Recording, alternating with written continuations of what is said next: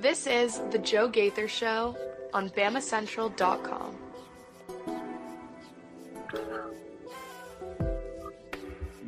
Good morning, Tuscaloosa.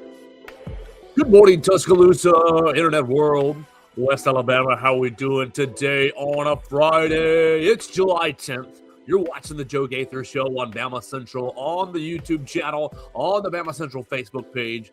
You're listening to us on Apple Podcasts, on Amazon, on Spotify, wherever you get your podcasts. You can find the Joe Gaither Show on Bama Central, BamaCentral.com. You guys, a lot of you are downloading the show this month. We really, really appreciate that. Wherever you're downloading the show, whether you're right here in the great state of Alabama or all throughout the United States, or even listening to us abroad, we see a lot of you guys downloading the show abroad, so we appreciate that. I can only assume that might be service members interested in the Crimson Tide. We appreciate your service, especially right around the 4th of July. But we appreciate everybody for checking out the show on whatever platform they are enjoying the program. The program is brought to you by Derek Daniel, State Farm Insurance. You can call Derek for all of your insurance needs if you're in the great state of Alabama at 205-758-3391. Like a good neighbor, Derek Daniel is there. Call and see how much he can save you today. We're also proudly presented by Purple Turtle Roofing, and you can use them all throughout the Southeast. Check them out online at roofturtle.com for all of their products and services, commercial roofs, residential roofs. It doesn't matter about what kind of roof you got, metal or shingle roofs. They'll come out and take care of you, give you a free roof inspection, so that you can have the peace of mind that you deserve in your home or business. So we appreciate Purple Turtle Roofing. Check them out at roofturtle.com. We're hanging out with our friend Theo Fernandez. Theo Fernandez, _ on the Twitter machine. Theo, your beard is bearding. You only have about 9 or 10 more days left to hang in there covering the World Cup. I know you have been hunkered down over working for Fox Sports, following all of this World Cup action. And I know you're working for us right here at Bama Central, writing all things Alabama athletics. How are you, sir? Good morning. Did you enjoy it, France? They got past the Argentinian officials. They boxed Morocco in. They had Morocco playing out of their own end the entire game. Controversy abound in the first half. Kylian Mbappe and Dembele getting France on into the semifinals with a 2-0 victory. How are you, sir? Are you feeling good? Doing good, feeling refreshed, a lot less tired nowadays now that we're not working the crazy hours we were during the group stage. Disappointing game there between France and Morocco. I thought we had potential for an incredible showing, and instead we got a kind of mediocre game, if we're being honest. I think we might be in for another mediocre game today between France and Spain and Belgium. But hey, it's the World Cup. We've only got 7 total games left at this point, so everything's special now. Yeah, definitely special today as Spain and Belgium play at 2 o'clock. I do think I'm going to ride with Spain just because I think their quality is better than Belgium's. My big concern with Spain is finishing. There's not that real big. I mean, Lamine Yamal has been he's a very talented young player, but he hasn't been a supreme finisher for Spain. If they struggle getting a goal, as they have a couple of times this tournament, it might be an interesting game. But I do think that they're going to control possession and have another defensive showcase. They've had 4, 5, 6 clean sheets in a row this tournament.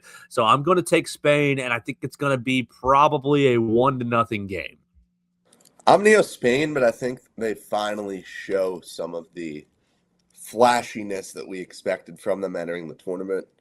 I think Spain wins this game 3-0. Yamal and Nico Williams both score for the Spaniards. And I have Spain ultimately getting to the final of this World Cup, and I think a lot of people are going to see what they're capable of and why people had them so high entering the tournament. Well, we won't be back until Monday's program. Obviously, we're taking Saturday and Sunday like we usually do. And since there are 2 games on Saturday, no games on Sunday, I'll just go ahead and project you forward real quick. Norway and England are at 4 o'clock on Saturday. Argentina and Switzerland are at 8 o'clock. I'm going to take Norway just for the feel good. I think they can win. I think obviously England is the favorite, but I'm going to take Norway to pull an upset. Erling Haaland has just been amazing to watch and such a fun story. And I will just pull hard for Switzerland. I don't think they can win. It will be Argentina, but I will be pulling for Switzerland on Saturday. Yeah, it will be Argentina. I've seen the script, and Messi's career does not get ended by Switzerland. Get out of here. He's had a Mickey Mouse path to get to ultimately the semifinals. Norway, England, that is such a special matchup. That is big time. And I picked Norway in my initial bracket, and I thought it would be the feel-good, crazy run. But now that everyone's jumped on the Norway bandwagon, now it feels like, okay, it might be time for me to quietly sneak off. Although I will say, my ESPN bracket is in the 98th percentile, so all of my original picks really did come to fruition. But I'm going to kind of hedge my bets here and say that, yep, the Norway hype has gotten too big. Holland underwhelms, and England, unfortunately, moves on. Have you seen, just real quick, one more thing on the World Cup before we move into the Alabama conversation? We're going to be talking about some more recruiting. Alabama looks like they're going to get a class of 2028 quarterback today. We'll look at some of the in-state recruits here and where they stand nationally. We'll talk about EA Sports, the new game I played yesterday, the Alabama side of things. But real quick, one more World Cup thing, Theo. Did you see what's making the rounds this morning? I know you've probably just gotten up on the West Coast. You've got the Norway fan who is a curmudgeon during the Viking row saying it's not historically accurate, so I am not participating even if we win the World Cup. He said, Vikings sailed, we didn't row. That is hard to argue with. Yeah, that's a good point. But, man, you got to just embrace it. You gotta just do it at a certain point. Yeah, I think it's hilarious. Like, hey, buddy, just it's not that serious. He said, "Oh, it feels like we're copying the Iceland, class from a few years ago, right?" So, just fun stuff in the World Cup. So again, 2:00 today for Belgium and Spain. All right, Theo, I want to talk recruiting as it has been the main theme of the show during the summer, and it always is. We appreciate all the recruiting that always happens during the summer that keeps the conversation alive. I really don't like the remember when in 1975, Alabama. I hate those conversations, to be honest with you. Let's talk about what we kind of teased yesterday with the class of 2027, the in-state recruits for Alabama, and the class of 2028, because you're starting to see a little bit of I don't know. It seems like the Alabama staff has already started to shift their attention to the class of 2028. And I think a lot of the reasons why are, one, a lot of the class of 2027ers are already committed up. But I think your quality is a little bit better in the class of 2028, especially when you look at the in-state prospects, the guys that are right here in Alabama's backyard. Looking at these class of 2027 guys in the state of Alabama, you have how many top 100 recruits in the state of Alabama? 3, Theo. 3 in the entire state. Gunnar Rivers, Phillip Rivers' son, committed to NC State, is the 43rd overall prospect in the class of 2027. Isaac McNeil from Viger linebacker, he's the 63rd overall recruit in the class. He's committed to Auburn. Jatori Williams, an interior offensive lineman from Central Phoenix City, is the 96th rated recruit in the class of 2027. He's committed to Miami. And formerly committed to Alabama, outside of the top 100, Javaris Chicken is committed to Texas. He is the 106th best recruit in the class of 2027, meaning just three players from the state of Alabama are considered top 100 prospects in this current class. Wow. I mean, that is a weaker class for the state. And ultimately, do you know that Alabama is going after a very particular type of recruit, right? You have very small, needs to be, first of all, a player that you like within the program. Secondly, and most importantly, a player that is going to fit within your budget. And it's a difficult process to recruit these guys. And I really, really, really just laugh when I see overreactions to the lack of in-state recruits from this class, even without the context of a really weak in-state class. I just think it's not something that we should really be harping over individually year to year. If we were talking, okay, here's a 5-year trend of Alabama just not bringing in any of the in-state players, sure, we can make a big deal over it. But 1 year in a really weak class in the state, also in a class where you've said multiple times we're trying to keep it small, right? We're trying something new here. Ridiculous to overreact to this, in my opinion.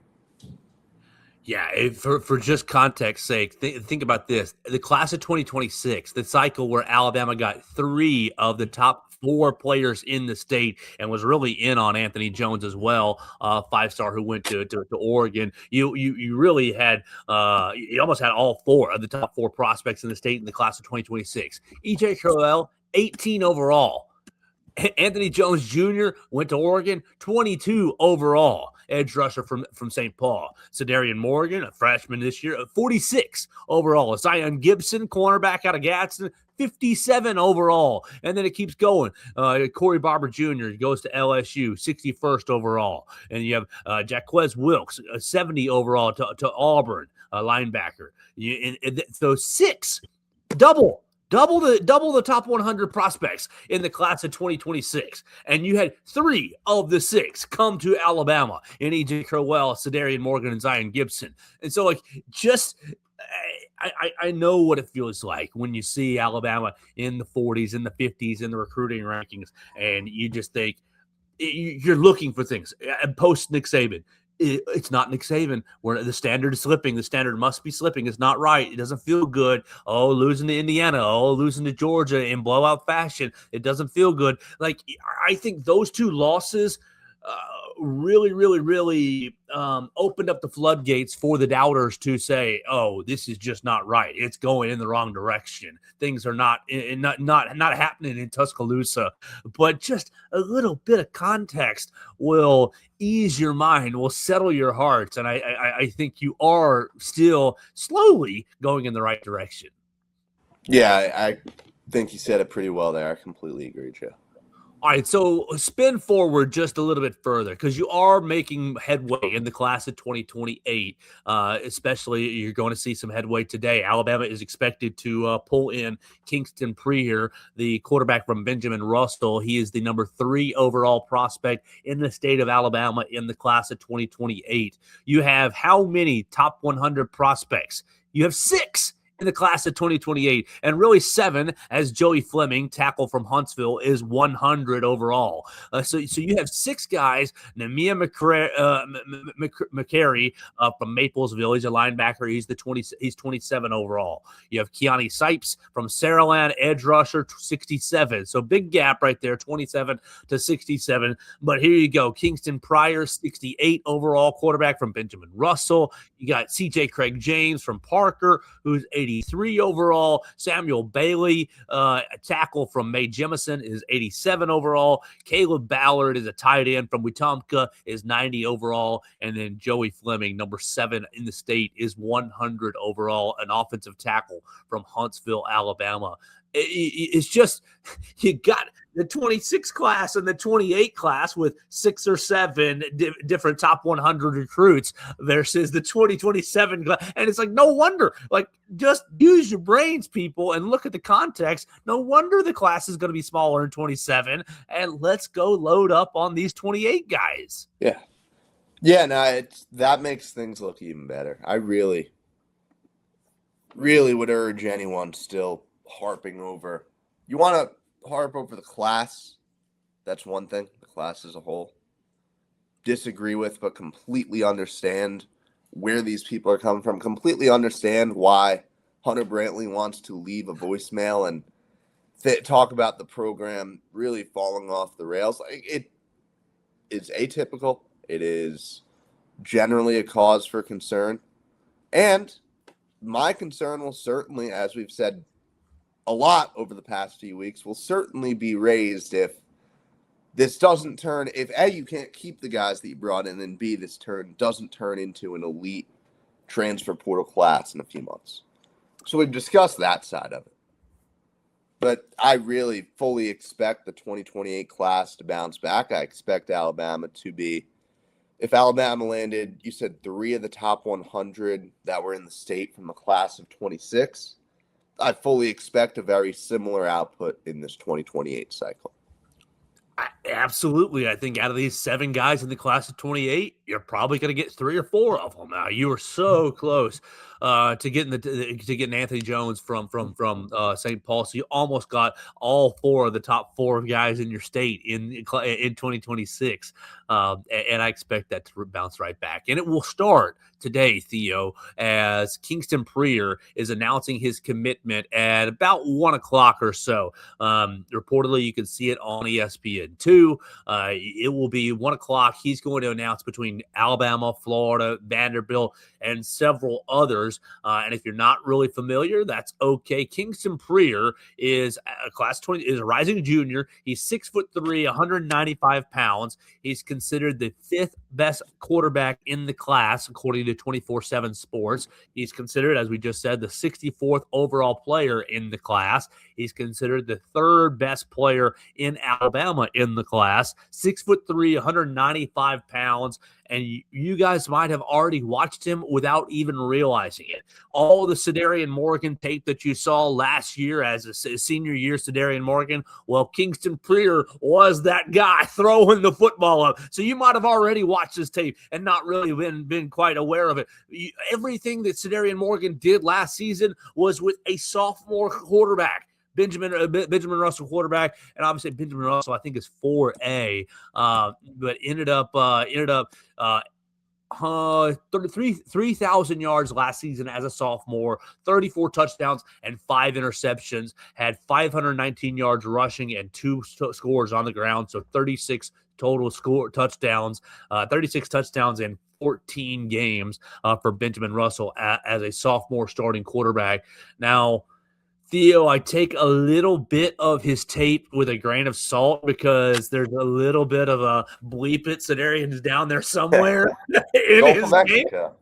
Yes. And so there's a little bit of, hey, I want to see it not throwing to a superstar wide receiver and you guys dwarfing your high school competition. I'd like to see that this year.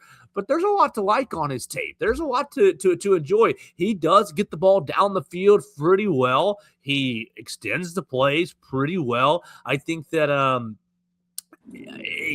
as a high schooler, like, you want to see more experience, and obviously these highlights that you see on Huddle are highlights. There's no lowlights. I would love to see these 5 interceptions to kind of see what happened or what it went into him. I think he's got a nice arm. He's got good athleticism. I think he can run a little bit, maybe not be a primary runner, but you're seeing, like, this just follows the recruiting trend. 2 quarterbacks in the class of 26 with Jet Tamala and Taden Kawa. 2 quarterbacks in the class of 27 with Elijah Haven and Trent Seaborn. And now 2 quarterbacks in the class of 28. Obviously, we're going to wait for the decision to happen, but all the reports are that he's going to be committing to Alabama today. Certainly last-minute changes can happen. And if he does commit to Alabama, you're going to have 2 quarterbacks at the class of 28 in Kingston Preyear and Charles Scott. I think Charles Scott is going to get a 4th star when the rankings really get looked at in the class of 28. I'm not sure that Kingston Preyear is going to get a 5th star, but you're going to have 2 really pretty highly rated quarterbacks in this class of 28, keeping just this trend going. That it may be smaller classes in the class of 27, but no matter what, Kalen DeBoer and company, we're going to prioritize the quarterback position. Yeah, no, it's and then if you extend it one more, right? There's Keelan Russell in DeBoer's first full class. Every single class he has delivered, every single class he's brought in seemingly the quarterback or quarterbacks that he wants. Like, you can see the pipeline forming, right? You can just look down the road and it's like, oh, here's a guy. And you're going to have a lot of, I think, great QB competitions. Like, can you imagine trying to sit down and predict, okay, who's going to win this job? How are these guys going to go head to head? And obviously it's impossible to do because you don't know who stays in the program, who leaves, but you're going to have essentially an embarrassment of riches at the most important position in sports. I really don't want to hear a lot of doomsday stuff about the state of a team's recruiting when that is the case. Exactly. Because you think about it's the most valuable position. It's the hardest position to play, but it's the most valuable position on the field. And we've been sitting here, Theo, thinking, oh man, Austin Mack or Keelan Russell, and whoever doesn't win the job, are they going to transfer out? And is that going to create a 1 year blah blah blah doomsday scenario? The same exact scenario we played last year with, oh, you better hope Ty Simpson is one and done. You better hope Ty Simpson plays well enough to go to the NFL draft so that he doesn't return, and you lose Keelan Russell and you lose Austin Mack and blah blah blah blah. The transfer portal. We're so afraid of the transfer portal. And look, I think you should respect the transfer portal. But it's a lot easier to not be as fearful of the transfer portal when every single class you're, oh, that guy can play. I'm bringing in 2 more quarterbacks that can play. Now, I think that we're all in agreement that Keelan Russell's talent is probably the most supreme of everybody that's come in, and you don't want to lose that. But I am much less fearful of who could transfer out with the depth that you bring it in year after year at the quarterback position. Yeah, I agree. And I also think it, generally speaking, not avoiding acting out of fear is probably the right method, right? To really use the basic cliche at this point, the showing up to Julio Jones' house and telling him you're going to win with him or without him, right? If Austin, all right, you guys know I'm in the Keelan Russell camp. I believe he should be the starting quarterback. I believe he will be the starting quarterback. If Austin Mack has an incredible fall camp and Austin Mack is the better option, I certainly trust this administration, this leadership to make the decision based off who's the better quarterback and to not make the decision out of, oh, well, we can't lose Keelan Russell. We're willing to sacrifice this year just to make sure that we don't lose this guy. Like, that is not how this, I believe, staff is going to act. Because you ultimately know what is coming up behind. Because you know that you will never, as long as the sky doesn't start falling around you, you are not going to have trouble getting an elite quarterback to wear crimson and play for Kalen DeBoer in this program. Yeah, I mean, exactly. So I think you're going to see some movement today with Kingston Preyear committing. Now, he could commit to Florida or to Vanderbilt. Absolutely, he could. But if and when he does commit to Alabama, that's going to be your first 4-star recruit, your first official 4-star recruit in the class of 2028. And you're already up to 5 total commitments in the class of 2028. You're going to end up with Braylon Gibbs, 3-star out of Knoxville, Charles Scott Jr., who you guys know I already like, out of Huguenot in Virginia, quarterback, linebacker Dustin Henry from St. Francis in Baltimore, and linebacker Raekwon Butler. Raekwon Butler is the newest commit to the cycle. He committed to Alabama in the last 2 or 3 days, and we've already got write-up about him, a couple write-ups about him on BamaCentral.com. So you're already starting to load up the 2028 class. To me, I don't want to say that the staff has moved on from 27 because that's not entirely fair.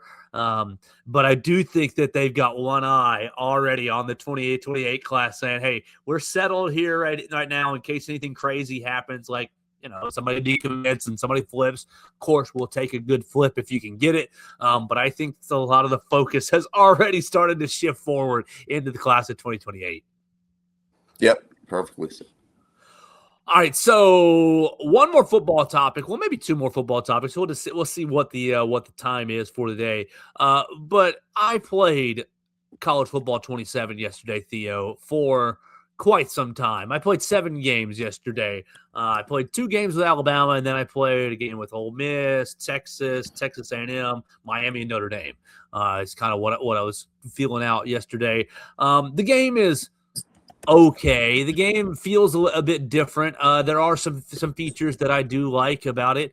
I enjoyed Theo being able to come out in one formation, hit a button, and have everybody shift into the formation that I actually called, and then run my play. I think that's going to be really, really effective for keeping defenses off balance. I enjoyed some of the defensive shifting that they have put in. I'm going to still have to figure out some of the preset audibles that they have changed, but really, Alabama's team was good point. Alabama's team was pretty disappointing. Austin Mack and Keelan Russell were really the same, and neither one of them felt very dynamic. Neither one of them played very dynamic. Now you had three good running backs. I enjoyed. I thought you had good running backs with A.K. Deer. E.J. Crowell was not really represented very well at all, and it was basically Daniel Hill, A.K. Deer, and Kevin Riley who were leading the charge. Ryan Williams was still cold as all get out. Was just throw it to Ryan Williams and he'll figure it out. He did. Have a couple of tight window drops for me that I thought were representative of his game. But it was weird, man. It was weird. The offensive line is all junked up because you don't have the right guy, you don't have the right guys represented on the offensive line. And outside of Ryan Coleman-Williams, no Lacia Brooks, very weird pass catching. It was a weird experience. I'll just say that. Well, I unfortunately will not be attempting it anytime soon. Maybe I'll come on over to your house when I'm back in Tuscaloosa, Joe, and try out the game. But I just have no desire. He has turned me off it. I have no interest in playing. Yeah, I don't blame you. Like, if I hadn't already committed to a couple of friends that, okay, I'm playing in our dynasty again, over the last 3 or 4 days, I probably would have just stuck with 26 because of some of the corporate attitudes that they have really infused into the game. Buy this, buy that, microtransaction all over the game. The real point of this, the point of why I wanted to bring this up, there are 13 Tier 1 teams. I started to play online after I played 2 games against computer with Alabama against Auburn. And I played on Heisman mode because I always try to do that, challenge myself. And I lost both of them. And I was like, oh, that's not good. Then I jumped right into online mode. And I was like, all right, I'm just going to start playing some people. And I won all 5 games with these random teams that I just threw out there. Ole Miss, Texas A&M, Notre Dame, and Miami. There are 13 Tier 1 teams on this game. And Alabama is considered one of them. But I didn't want to play with Alabama online because I felt like, okay, I need a good quarterback. I'd been reading about, the quarterback play had been kind of erratic. And so I was like, okay, I want to play with Trinidad. I want to play with Arch Manning. I want to play with Marcel Reed, CJ Carr, Darian Mensah. That was kind of where I was, my brain was at. And I wonder, Theo, we joked about it at the end of the program yesterday. You talked about the St. John's game being in the St. John's basketball game being in between the SEC title game and that first week of college football playoff. And I was joking that, Theo's saying that Alabama's going to make the playoff. I don't know. Obviously, it's just a game. It doesn't matter, and it doesn't really have any bearing on anything. But I think it really reframed my brain of where Alabama currently stands in the college football landscape of things. You looked at preseason polls that are listed right there, and Alabama on this game is 13-14 with the defaulted polls, right? And so I really wonder, will this Alabama team with a suspect offensive line and you can talk about Austin Mack's experience in the system all you want, and you're right, but he is relatively inexperienced in high-level college football with an inexperienced quarterback and an offensive line that is still in flux and a running game that is currently non-existent. Will this team be playoff? Will this team be making a playoff push? Will they be, will they be 13 out of the 12-team playoff and be on the outside looking in? There were 13 schools that were in the Tier 1 category, the 5 that I just mentioned that I played with, and I wish I'd written the rest of them down. Alabama being one, Oklahoma, Ohio State was another one, Oregon was another one. So that brings me to 9. I'm missing Texas Tech was another one. That's 10. So you get the point. I'm wondering if after playing this little game, this computer game that doesn't have any bearing on the season, if I should reframe my expectations, because I thought, yeah, Alabama's gonna be making at least an appearance in the first round again, even if they're losing in the first round, they're losing on the road, or maybe barely squeaking by and losing in the second round. I don't think Alabama's going to win a national title this season. But should I reframe my expectations of, this team is a playoff team, though? All right, so here's what's kind of fascinating. We're not going to look into EA and the way that they evaluated Alabama. What we can do is recognize, here you are, Joe, with your expectations, your belief on how the season could go, the state of the program, and then you get exposed to this big external judgment of the program, right? Yep. This video game. And it makes you kind of take a new look at things with this is like the perception of Alabama, or this, because forced you out of the bubble, right? I, for context, had been in Tuscaloosa without leaving for more than a week for basically the past 2 years, right? When I set foot back on campus, August 2024, I hadn't left Tuscaloosa for more than a week to go travel. I went home for a week. I went to the Rose Bowl here in LA. I've traveled to Alabama's road opponents, but really not that much traveling. And when you're in Tuscaloosa all the time, or around the SEC, you forget the way that the rest of, the country, the rest of the college sports world views you. 2 years ago when I was out here in Los Angeles, it was the way that Alabama was talked about was fundamentally different than it is right now.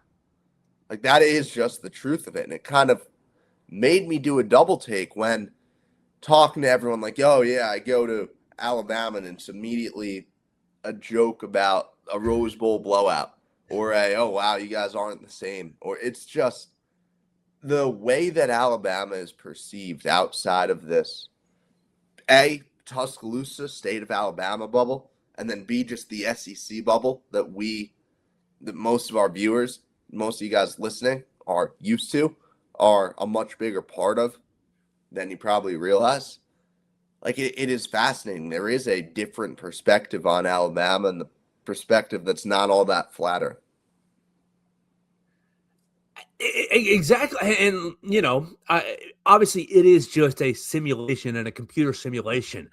But after I played it, the first game, I just rolled with Austin Mack. I said, that's the default. He's starting default. Let's just play it. And he did fine, except throwing a bunch of interceptions that were user error. We'll say that. User error trying to figure out the game.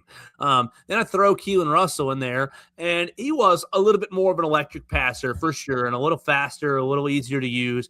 But still, the offense felt like it was running through mud. The offense felt like you were operating through mud. And maybe that's a feature of how the new game is kind of set up to kind of nerf some of the high-powered offenses, because it always has been a high-powered offensive game, and you just want to score.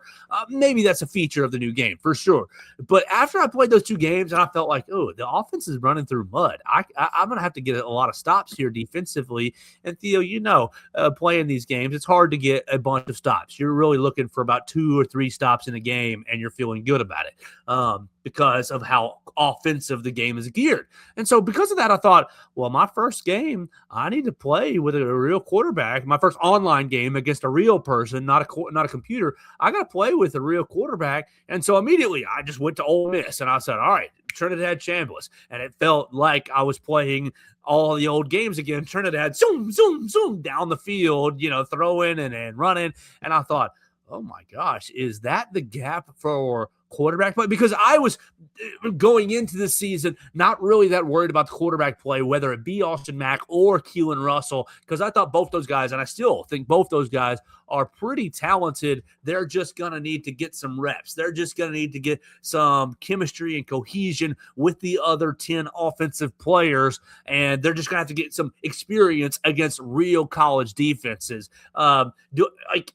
you talk about perception in the bubble versus out of the bubble, and I feel like I'm kind of standing with one foot in and one foot out right now, trying to decide where I really need to settle my feelings on this team. And obviously, we got another month or so of discussion. But I was sitting here, Theo, thinking, okay, if the quarterbacks are what I think they are, then you can get to the playoff, even with a janky running game. The defense is really, really good. I mean, I didn't feel a whole lot of pressure with the defensive line in this game. I thought Yancy Pierre was just standing there getting blocked a lot in this game. Like, what happens if you don't get a lot of defensive pressure? Like, we're banking on this defense really, really, really locking teams down and making, like, I do think it's going to be tough to throw the football, but if you could put Deion Sanders out there. If you don't get any pass rush, Deion's going to eventually let the wide receiver go somewhere. I mean, Revis can guard anybody for a while, but if you don't have any pressure, even Revis is getting beat. I'm just struggling trying to reframe my expectations for this team, whether I think, yeah, they are still a playoff team, or, I think it's going to be an 8-4 type of year. I don't think you necessarily need to reframe them. I do think you've definitely been higher on the defensive lineman all offseason than I've been. Yep. And, I see your logic. I see the reasons, right? You can see the makings of a team where everything comes together.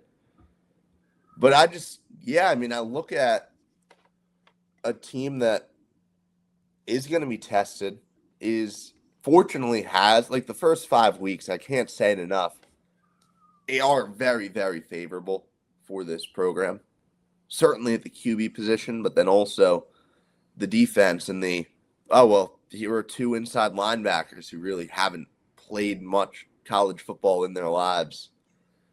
I think it sets you up really well to at least get your footing before you enter the gauntlet. That is Georgia, Texas A&M, Tennessee, LSU. What's the last? There's one more game in that stretch. Georgia, Tennessee, A&M, and LSU is 4 in a row. 4, and then Vanderbilt's the front end of that. Vanderbilt's the back. Vanderbilt's after the LSU game. It's Vanderbilt Cupcake Auburn, I believe, is what it is. Yeah, that sounds right.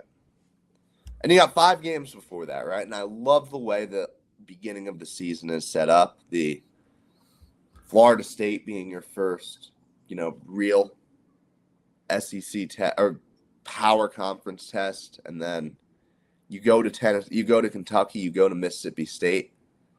Those are, I would say, probably the 2 best SEC road environments to start your season in. No disrespect to Cowbells, no disrespect to Kroger Field, but if you can't handle those environments, we probably have some very deep-rooted issues on the team. It's hard, Joe, because we've stayed away from making the big predictions, right? We've stayed away from a lot of the, okay, here's where Alabama's going to end their season type stuff. Right. I think it's time to definitely start thinking that way, because 1 month from now, we are fully preparing for everything, right? The clock is ticking. We're getting closer and closer. We're going to learn some stuff in fall camp, but yeah, the times that I have sat down and really thought long and hard about how this season is going to go, I've been conflicted, Joe. I have been very, very conflicted on what to do with this team.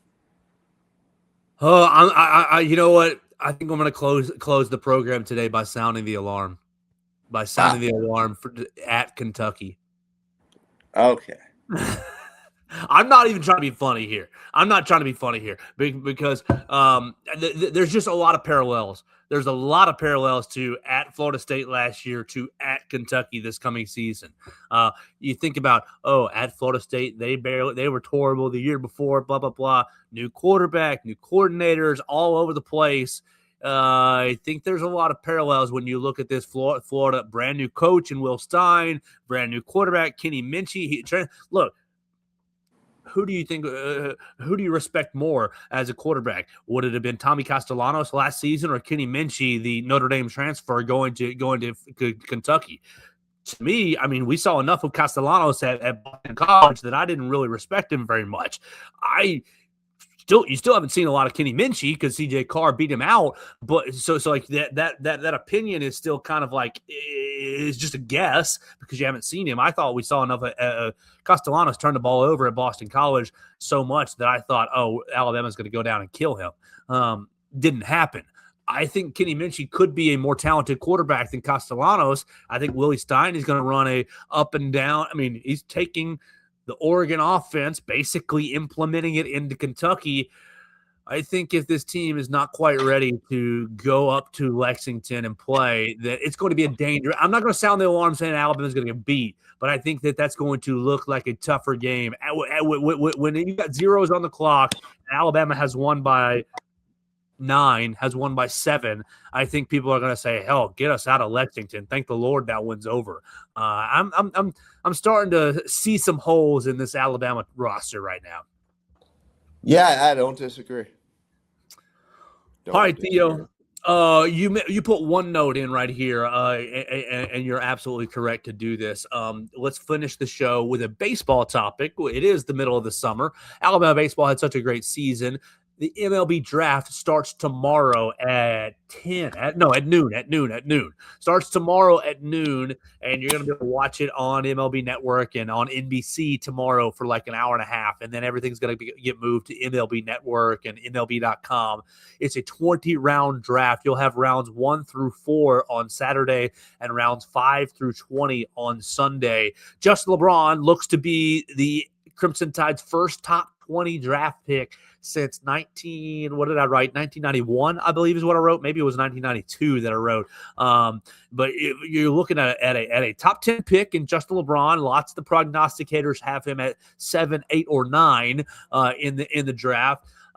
So that's exciting. 2 really high-level pitching prospects, class of 27 pitching prospects for Alabama are in the draft, and you're going to want to pay attention to that if they get drafted and where they get drafted, if they're going to forego the MLB draft. That's going to be Hudson Devon out of Mooresville, Indiana, and Wyatt Williams out of Thompson right here in Alabaster, Alabama. Both those class of 2027 pitchers are considered to be higher end recruits. You're looking at Hudson Devon is considered about 200 or so, 190 or to 205 or so, and then Wyatt Williams is considered closer to the 300 range. There's going to be 600 players picked in this 20-round draft. So we'll see about those 2 players. I think those 2 are the biggest, names to watch for Alabama just because of the pending implications on the 2027 season. They're also looking to see Tyler Fay, Zane Adams to see if they get drafted. I would expect them to get drafted in the later rounds, 6, 7, 8, 9, 10, 15, somewhere in those rounds.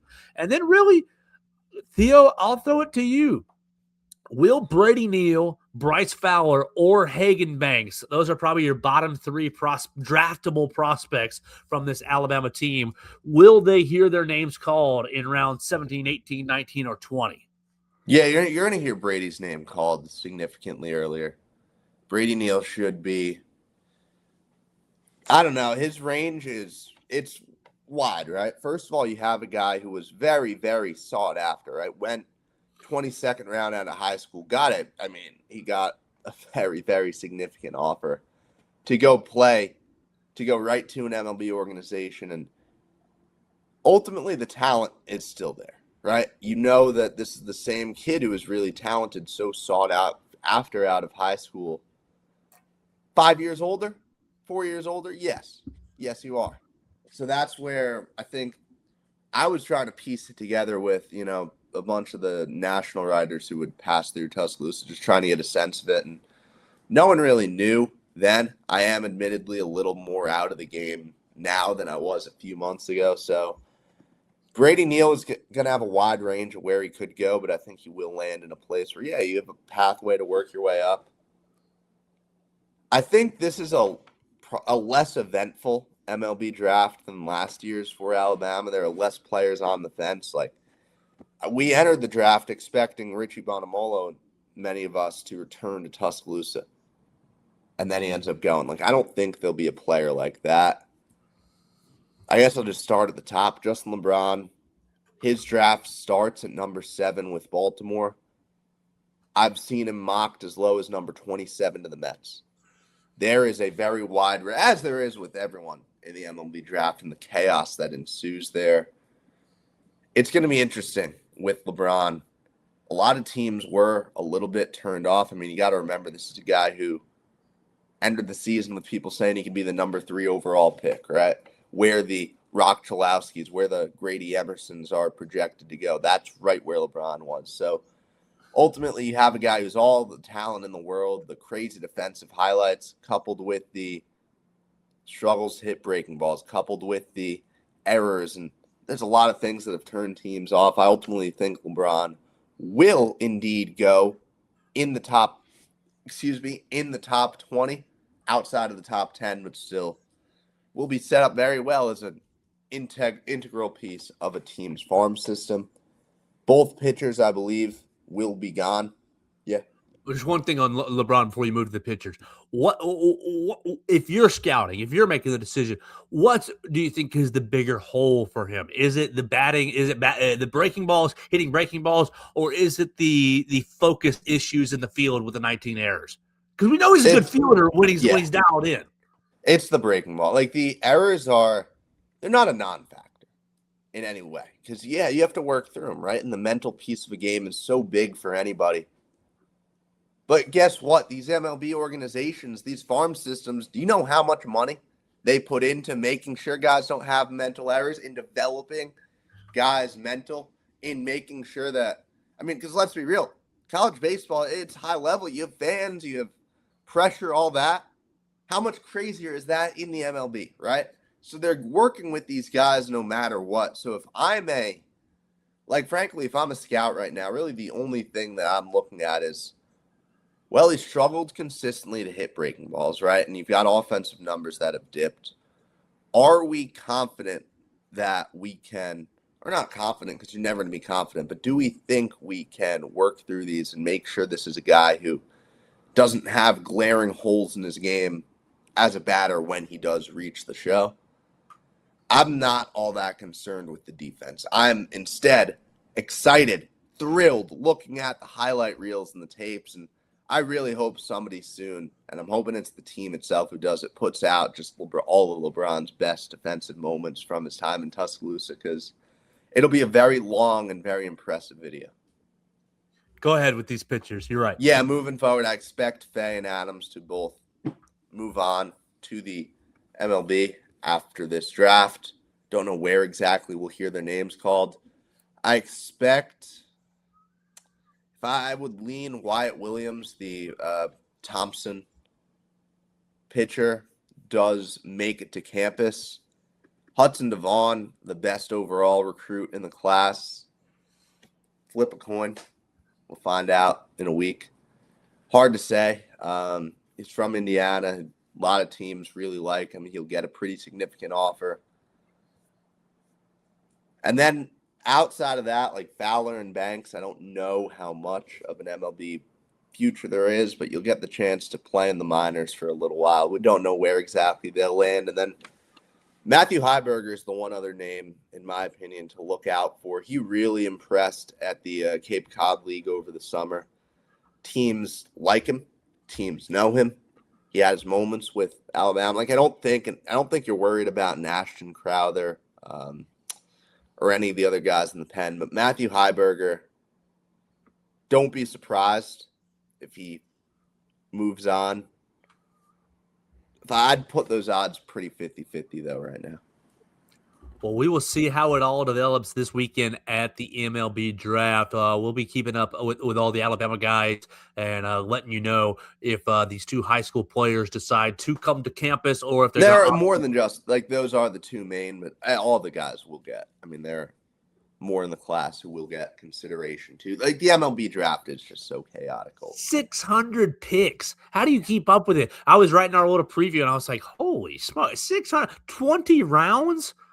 Yikes. But I will say this, praise the Lord for this year. The MLB draft is not colliding with SEC Media Day weekend.